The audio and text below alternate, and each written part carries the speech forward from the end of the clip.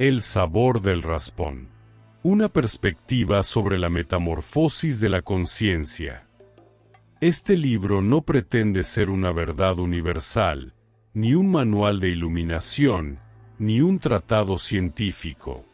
Es, simplemente, la observación de quien escribe. Una perspectiva desmenuzada a partir de mirar el teatro del mundo. Lo que aquí se plasma es responsabilidad de mi pluma. Lo que se interprete, se cuestione o se rechace, es entera responsabilidad de quien lo lee o lo escucha. El viaje es individual. Fase indiferenciada. El estado bestia. Antes de que exista el camino, existe la inercia. Al punto de partida, en la escala de la conciencia humana, lo llamaremos el estado bestia. En esta fase inicial no hay registro, no hay autoobservación, la conciencia está completamente dormida. El ser humano en estado bestia opera bajo un programa biológico de supervivencia básica, reacciona, sobrevive, come, duerme y se reproduce. Si tiene hambre, devora, si se siente amenazado, ataca o huye. El rasgo más característico de este estado es la repetición ciega. El humano en estado bestia choca contra la pared 1, 10, 100 veces, pero es incapaz de registrar el golpe. Siente el dolor físico del impacto, pero no computa la causa. Atribuye el golpe a la pared, a la mala suerte, al clima o a los demás, pero jamás a su propia trayectoria. Camina a oscuras, en su propia existencia, viviendo, en un eterno retorno, de tropiezos automatizados, donde no hay espacio para la pregunta. Es el nivel 0. El chispazo, el nacimiento del aprendiz. Nadie sale del estado bestia, por decreto o por leer un manual ajeno. La salida ocurre por una fractura en la inercia, un instante milagroso al que llamaremos el chispazo. El chispazo no es una iluminación divina ni un trance místico, es un acto de pausa. Ocurre cuando, tras un choque especialmente duro o un acumulado de raspones idénticos, el humano por fin hace algo que la bestia no puede, se detiene. El nacimiento del aprendiz sucede en el preciso segundo en que el individuo deja de mirar la pared contra la que chocó, se mira el raspón ensangrentado en su propia piel, y por primera vez en su vida, se formula la pregunta clave. A ver, ¿por qué me dolió? En esa simple pregunta se rompe el automatismo. Al cuestionar el dolor, el humano deja de ser una víctima de la inercia y se convierte en un investigador de sí mismo. Registrar el golpe, aceptar que el pie que tropezó era el suyo y buscar la causa interna del impacto es el boleto de entrada a la trilogía. Ahí, justo ahí, es donde empieza el verdadero juego. Estamos tocando el núcleo exacto de la transformación, el dolor no como un castigo, sino como el combustible de la conciencia. Esa transición donde el sufrimiento deja de ser un grito sordo y se convierte en un fuego que despierta la mente. Es sin duda la parte más dramática de la metamorfosis. La anatomía del dolor, de lo físico a lo inlocalizable. Para que el chispazo ocurra, el impacto tiene que calar hondo. El dolor es el primer maestro de la bestia, pero el dolor tiene dos rostros, y la bestia solo sabe lidiar con uno. Por un lado, está el dolor físico. Este es predecible, rastreable y localizable. Proviene de una herida abierta en la piel, de un golpe directo. Para este malestar, el mundo material ofrece soluciones concretas, analgésicos, parches o tiempo. La bestia lo entiende porque lo puede ver y tocar. Sabe dónde le duele y sabe que, eventualmente, el cuerpo sana. El verdadero problema, y el motor de la mutación, aparece con el segundo rostro, el dolor emocional. A diferencia del golpe físico, el dolor del alma es una criatura amorfa. Es un sufrimiento tan devastador, que parece provenir de todas partes, y al mismo tiempo, de ninguna. No se puede señalar con el dedo, no se localiza en un órgano, no se calma con una pastilla y no tiene una cura empaquetada en la farmacia. Es el dolor del vacío, del engaño, del peso de la existencia, de la pérdida de rumbo.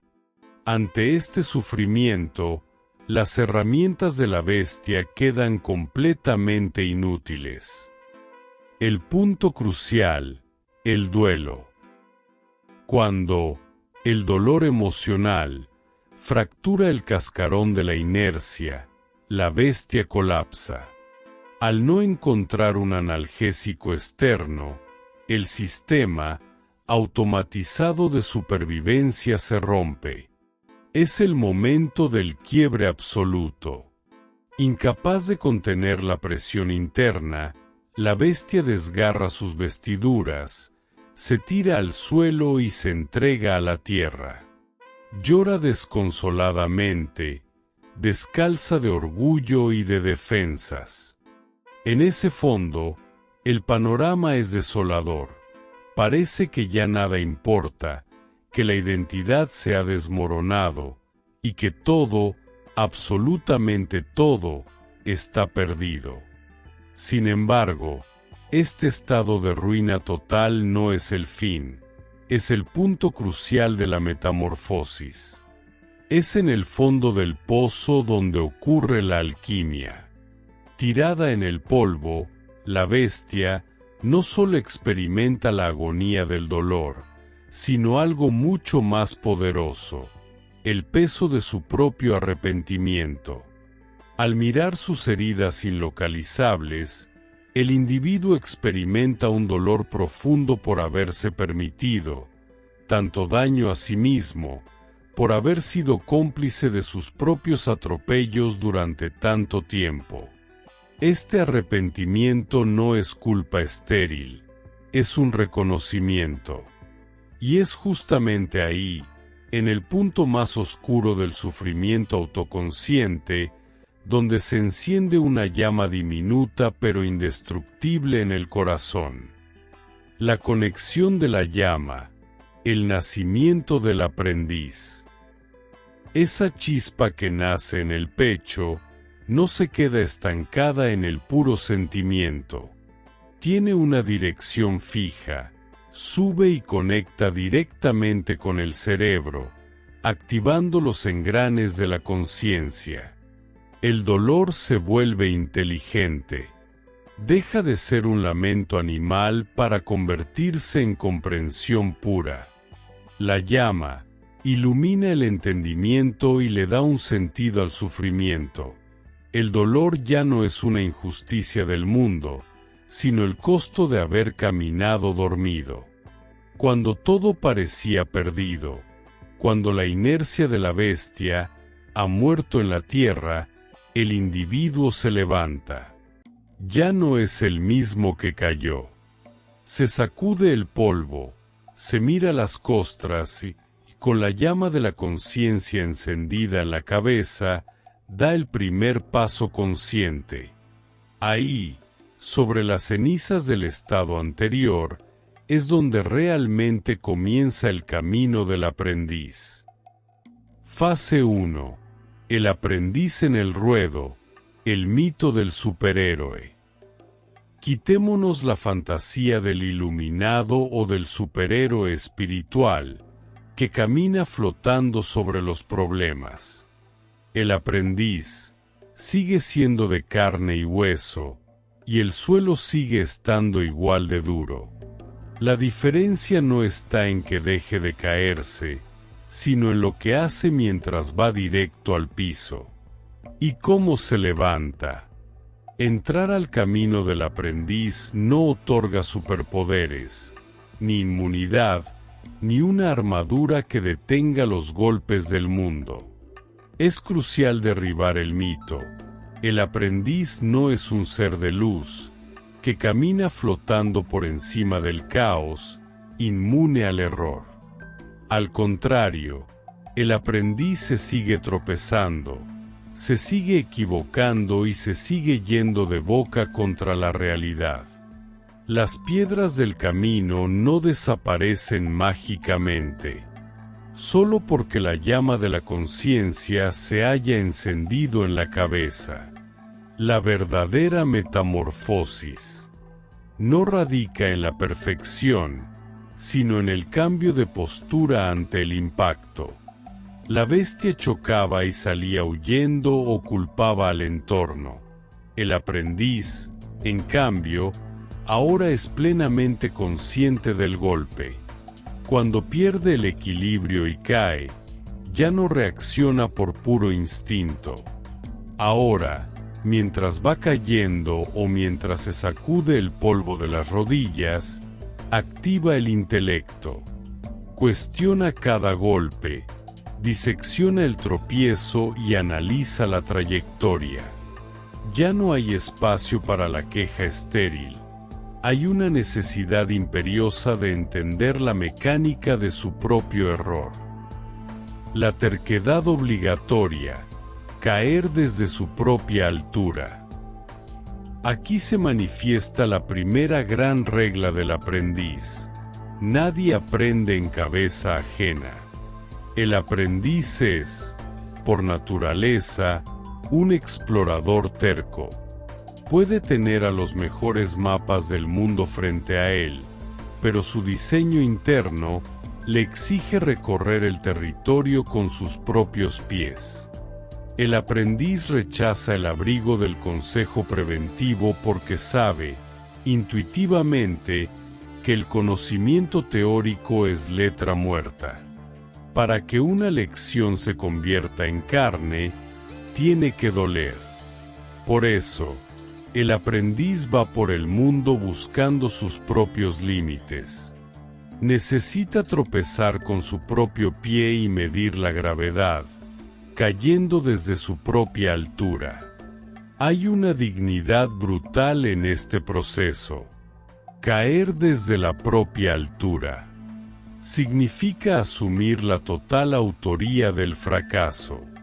Si el aprendiz se equivoca, no fue por seguir la corriente o por obedecer ciegamente a otro, fue por seguir su propio impulso.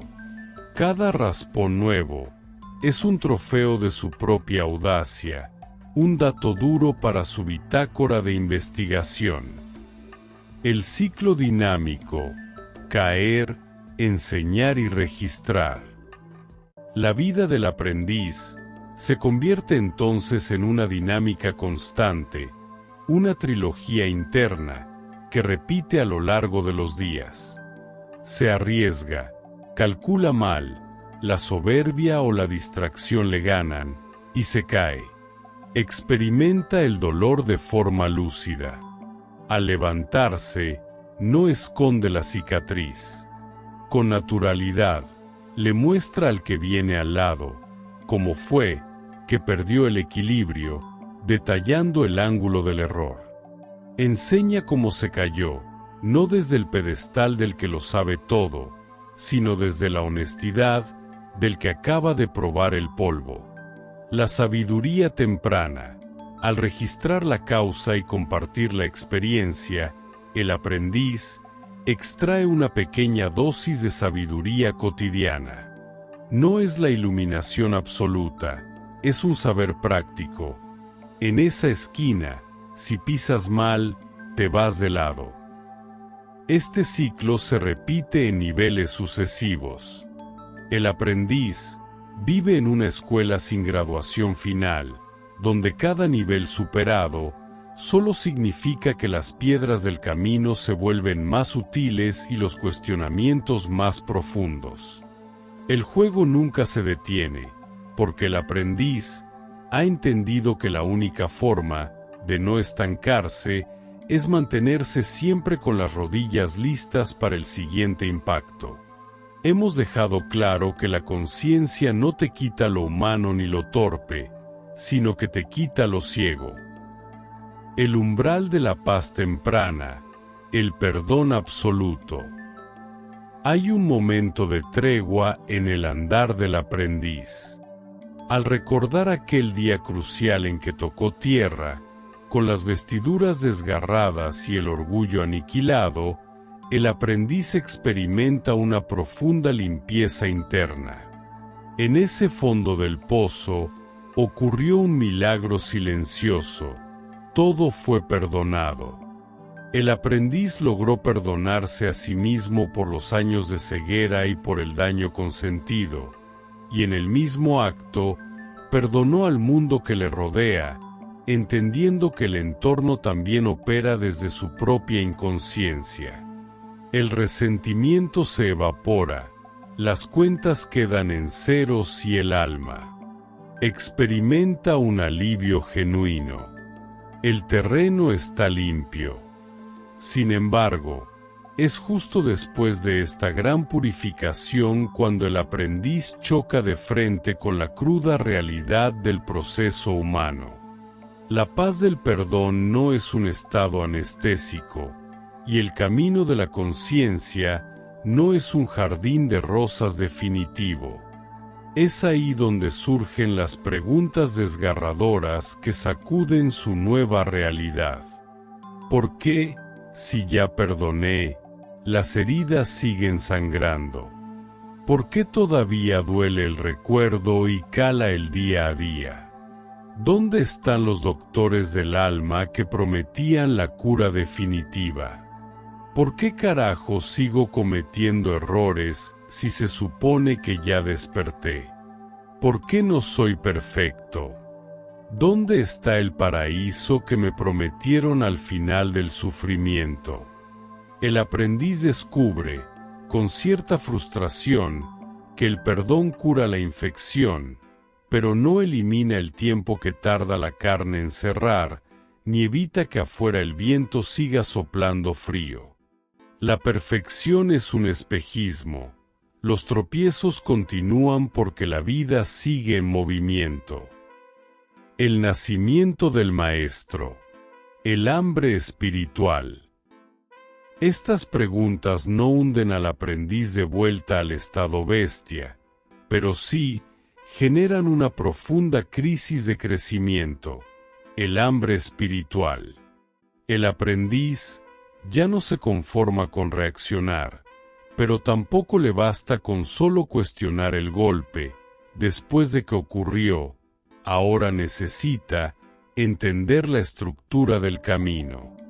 Tiene un hambre voraz de orden, de respuestas, de leyes universales, que le expliquen por qué el dolor persiste. ¿Y cómo se puede transitar por el mundo sin desangrarse en cada esquina? Necesita herramientas. Es en el fuego de esta insatisfacción sagrada, donde la llama diminuta del pecho da un estirón violento. Crece, se expande y cambia de frecuencia. El individuo deja de ser únicamente el que experimenta el tropiezo y empieza a convertirse en el arquitecto de su propia salvación. Al intentar responder sus propias preguntas, al sistematizar lo que ha aprendido de sus raspones y al buscar los analgésicos del alma, el aprendiz empieza a desarrollar técnicas, conceptos y estructuras. Deja de buscar doctores externos y se obliga a inventar la medicina. Justo ahí, impulsado por la necesidad de ponerle orden al caos del dolor remanente, nace la siguiente fase de la metamorfosis, el maestro. Fase 2. El maestro y la ilusión del control. La transición del aprendiz al maestro no ocurre por un nombramiento externo, sino por una necesidad de autopreservación. El maestro nace de la sistematización de los golpes. Si el aprendiz es quien vive en el ruedo de la experiencia, el maestro es el cartógrafo que dibuja el mapa del terreno para intentar predecir dónde están los hoyos. El maestro se cansa de la pura espontaneidad del tropiezo y decide que el dolor debe tener una lógica. Es ahí donde empieza a acumular, estudiar y pulir herramientas. Desarrolla métodos, ensaya técnicas de respiración, posturas ante la vida, filosofías de contención y manuales internos de cómo no tropezar. El maestro se vuelve un estratega de la conciencia, busca la maestría sobre su propia vasija, intentando anticipar el movimiento del mundo para que el pie no vuelva a fallar. La paradoja de la transmisión. El método contra la terquedad. Una vez que el maestro ha consolidado su técnica y ha logrado esquivar un par de paredes, surge en él un impulso natural: compartir el método. Mira al mundo a su alrededor, lleno de humanos en estado bestia chocando a ciegas, y de aprendices entusiastas rompiéndose las rodillas de forma innecesaria, y siente la urgencia de entregarles el manual. Aquí es donde se revela la gran paradoja de esta fase. El maestro necesita vitalmente del aprendiz. El maestro vive para la transmisión. Su propósito se sostiene en la existencia de alguien a quien enseñarle sus métodos de prevención. Quiere ahorrarle el dolor al otro, quiere ser el doctor del alma que él mismo no encontró cuando sus heridas sangraban. Diseña discursos perfectos, traza líneas claras y le dice al aprendiz: no camines por ahí, que la caída desde esa altura te va a romper el orgullo. Pero el maestro olvida su propio origen. Se enfrenta a la muralla infranqueable de la naturaleza del aprendiz, la terquedad obligatoria. El aprendiz, fiel a su diseño, lo mirará con respeto, anotará el método, y acto seguido, irá directamente a pisar la piedra prohibida. Porque, como ya establecimos, la conciencia no se hereda por folleto, se gana pagando el precio del raspón. El pantano de la conciencia, el riesgo de quedar varado. Es precisamente en este punto donde la fase del maestro se convierte en el territorio más peligroso de toda la metamorfosis humana. No porque corra el riesgo de involucionar, lo que por derecho de conciencia y experiencia has ganado, nadie te lo puede quitar. El maestro no va a regresar jamás al desamparo del estado bestia. El registro ya está hecho. El verdadero peligro no es la caída, sino el estancamiento. El maestro corre el riesgo de quedarse varado en su propio pedestal, congelado en el lodo de su propia estructura. Al verse a sí mismo como el poseedor del método, el peligro acecha a través de dos fuerzas invisibles que jalan en direcciones opuestas. La trampa de la soberbia ocurre cuando el maestro se enamora de su propia voz y de la efectividad de sus técnicas. Al lograr cierta estabilidad y evitar los golpes más burdos, empieza a creer que ya lo sabe todo, que su método es la verdad absoluta y que ya no tiene nada que aprender de la calle. Se vuelve rígido. La soberbia le nubla la vista. Deja de mirarse a sí mismo y se dedica exclusivamente a mirar los errores de los demás. Su pedestal se convierte en su prisión. La llave de la humildad. Esta es la única fuerza capaz de romper la rigidez del maestro estancado. La humildad en esta trilogía no es agachar la cabeza ni pretender ignorancia. La humildad es la capacidad matemática de reconocer que el camino es infinito y que la técnica propia es apenas un grano de arena. Humildad es tener el valor de bajarse del pedestal, romper el propio manual si es necesario, y volver a mirarse al espejo con la honestidad cruda del inicio. Si el maestro cede a la soberbia, se convierte en un monumento de piedra, repetitivo y estéril. Pero si permite que la humildad rompa su estructura, entenderá que el orden que construyó era solo un peldaño. Descubrirá que, por encima de los métodos para no caer, existe una comprensión mucho más profunda, la de aceptar la caída con absoluta paz. Y ahí es donde el maestro empieza a disolverse para dar paso al sabio. Fase 3. El sabio y la estética de la aceptación. Si el aprendiz es la acción pura, en el ruedo, y el maestro es el intento de controlar el terreno a través del método, el sabio es la integración de ambos, desde la distancia y el silencio. El sabio no nace de acumular más técnicas o de volverse infalible, nace cuando el individuo se cansa de pelear contra la naturaleza de las cosas y decide, finalmente, observar el teatro de la vida sin juzgarlo.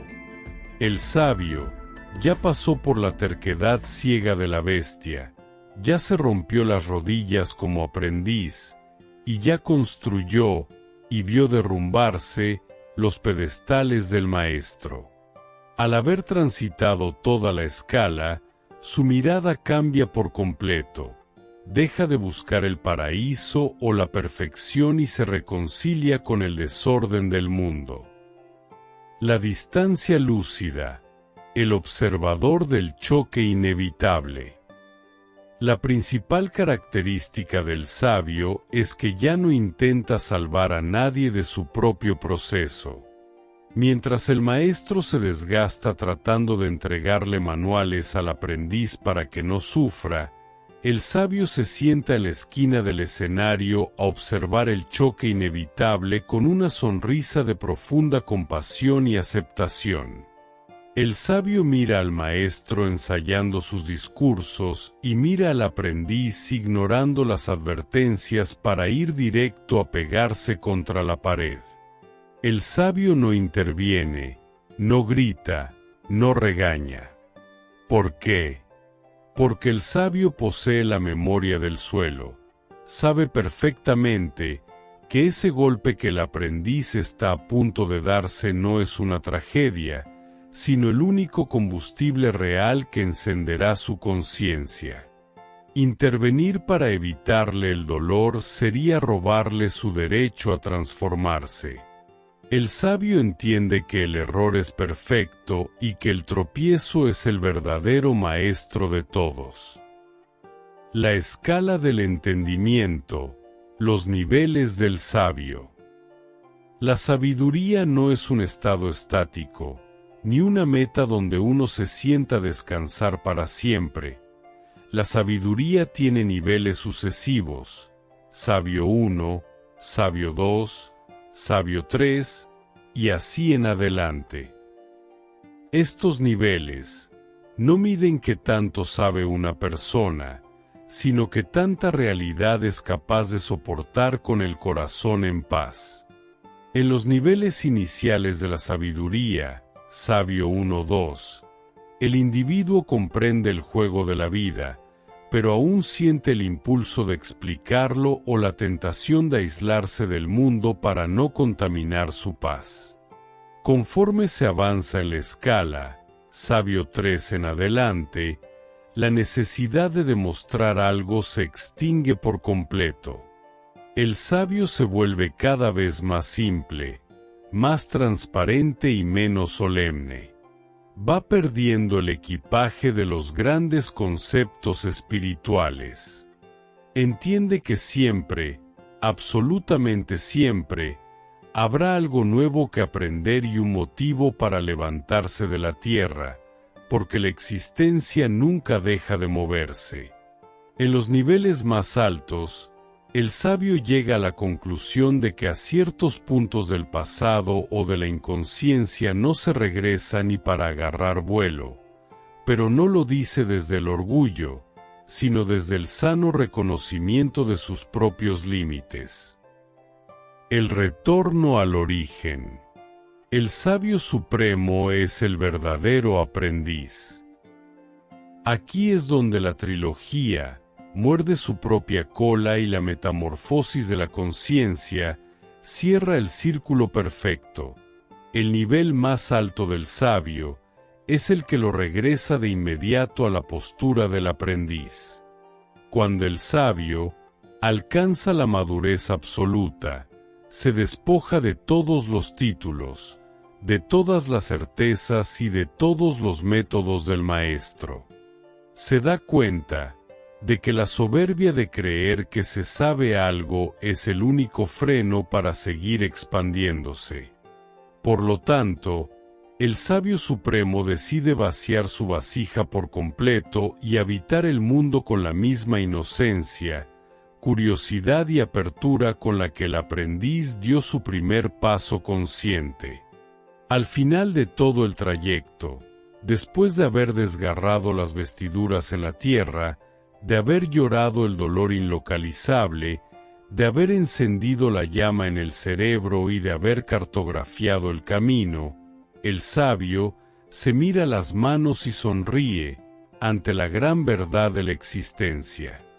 No importa cuántos años hayan pasado, cuántas heridas hayan sanado o cuánta conciencia se haya ganado en el viaje.